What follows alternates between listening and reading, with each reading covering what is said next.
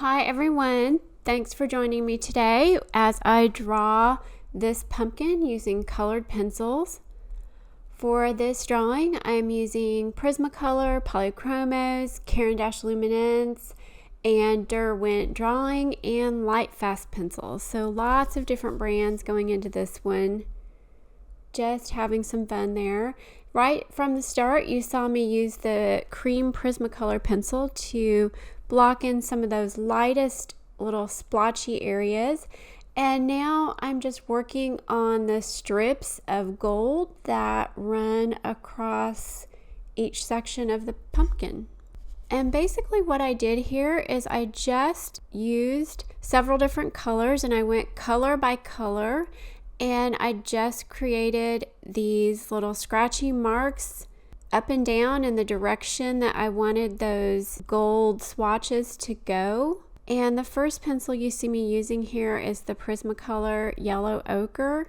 And after I have finished all of the gold swatches using this color, then you'll see me start to come back through with some other colors. That is a Derwent Lightfast pencil in amber gold. And this technique that I'm using, I call it splotching. I'm not sure if there's a more technical term for it, but basically what I'm doing is I'm making sure that I'm leaving space between all of my marks so that I can come back through later and fill in around these areas. So I'm not blending these colors together. I'm working around each color with the next pencil as I go through. And you can see how just the variation of these gold and orange pencils just starts to really look kind of cool. You can see that layering process start to add up. And this is pretty much what I did on the entire drawing. I just went over and over. This is the Derwent Lightfast Dark Honey. Lots of really good dark orange and gold colors in that Lightfast set. And I'm just making almost dots and dashes. I'm trying to create a slight variation in my marks. I don't just want tiny dots everywhere, and I don't want large splotches everywhere. And I'm also referring to my reference image as I move my way through here as well, and trying to mimic some of the marks that I'm seeing there. And that's where you'll see some of those marks come through that look a little bit off or a little bit different than some of the rest. And then coming through with some darker purple and blue colors to add some shadow. I was using the Prismacolor Black Grape and Prismacolor Black Raspberry. And now you can see me coming through with a Prismacolor Periwinkle Blue. And I was using a really light pressure here. I don't want a really dark blue. And then ultimately I came over with a Luminance purple color, the ultramarine violet, that changed the color of the blue and made it more of a violet blue. And I'm just working in and around the yellow. I'm trying to be as careful as I can to not mix the blue pencil into the yellows because I didn't want to create green. And there were a couple of places where I did get a little bit of green, and you'll see me use the electric eraser to erase any of those bits up. But I did want the blue to be in and around the gold without creating the look of green. It was okay around the bottom. I did want that to mix and look more shadowy, which is fine to have some green down in there, but in the other areas I was trying to avoid that.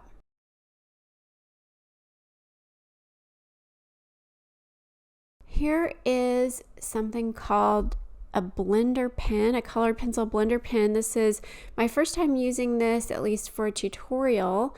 And this brand is called Finesse, and I found these on Amazon and I really like them.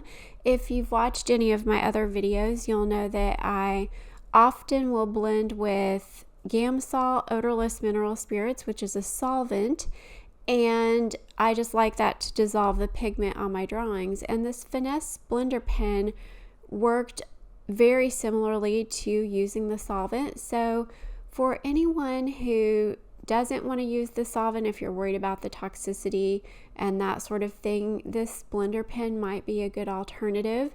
I used it here because I thought it would help me be a little bit more precise with my blending so that I could avoid mixing those colors and creating green on this pumpkin, something that I really hadn't thought through probably well enough when I first started working on it. And then after that blender pen dried, I'm just going to come back through and layer more.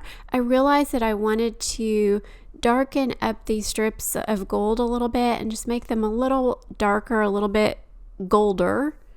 And here is that Luminance Ultramarine Violet, and you'll notice how this section that I'm going to go over first with that pencil does look more violet blue now than the sections around it. So ultimately this is what I'm going to use on the rest of the pumpkin, but I just went section by section. And here you can see me using the electric eraser to pull up some bits of color. I'm mainly doing that to create more texture.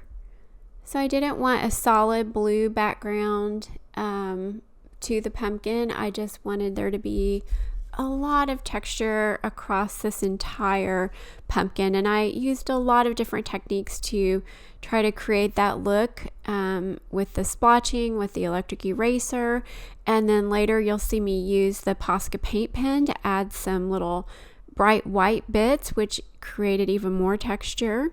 But there's almost nothing smooth about this drawing. There's those Prismacolor black grape and black raspberry. Ended up bringing that even up into some of the gold areas. And working on those really light cream colored areas just to make sure that they were worked into the rest of the pumpkin, so they blended into, not blended, it's the wrong word, were part of the drawing. I didn't want to just have kind of a halo around them. I wanted the orange strips and the blue areas to come right up to them and merge into them. So you'll see me drawing over them and erasing some up here and there just to make sure that they weren't just flat cream bland looking spots.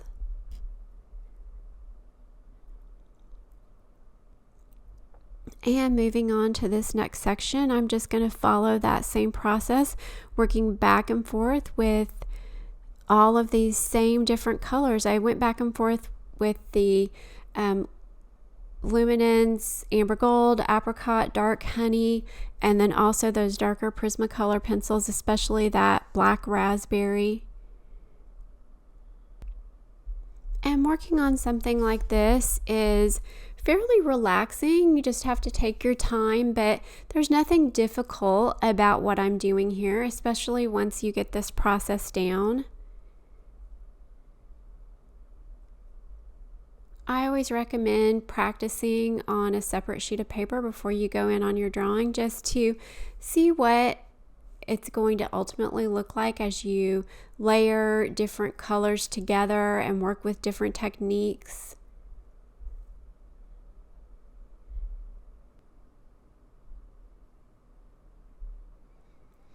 If this video is moving way too fast for you, you can check out my tutorials that I have over on Patreon. For this particular drawing, I did several sections of this in real time, and then I had some areas that I sped through just because it was such a repetitive process. But you can see me do the color selections and the initial layers mostly in real time, and then I did 2 of these extra segments also in real time, so you can get a lot more instruction if you're interested in learning how to draw this yourself. That was that Posca Paint pen, and you can see all those sparkly white bits as I move in closer here to work on the stem. It looks like the video has slowed down a little bit here.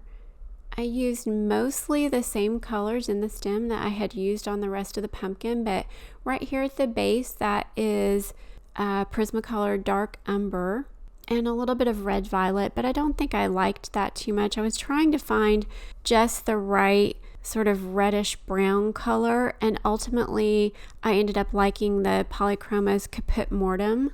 But I was using Prismacolor Artichoke, and I was also using a Luminance pencil, the olive brown 10%.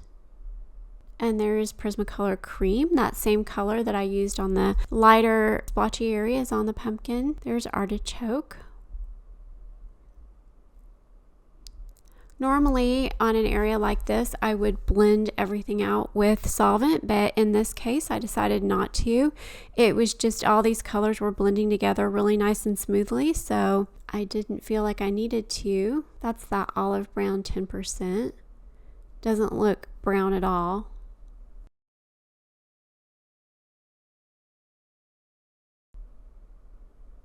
And even a little bit of black there at the end, just to really darken up around the base of that stem.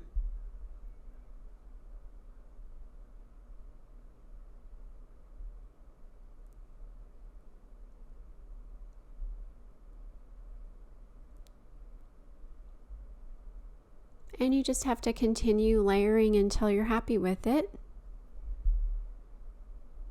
And here I decided to use some of the Posca Paint pen just to pull everything together and make sure it looked really cohesive as a drawing. And finally adding a shadow underneath the pumpkin. This is something that I don't usually do, but I decided I needed a shadow here, so that's what I'm working on. And that is about it for this one. Thank you so much for watching, and if you have any questions, I would be happy to answer them in the comments section. And if you would like to watch it in a more real-time format, like I said, you can check that out over on Patreon. All right, bye everybody.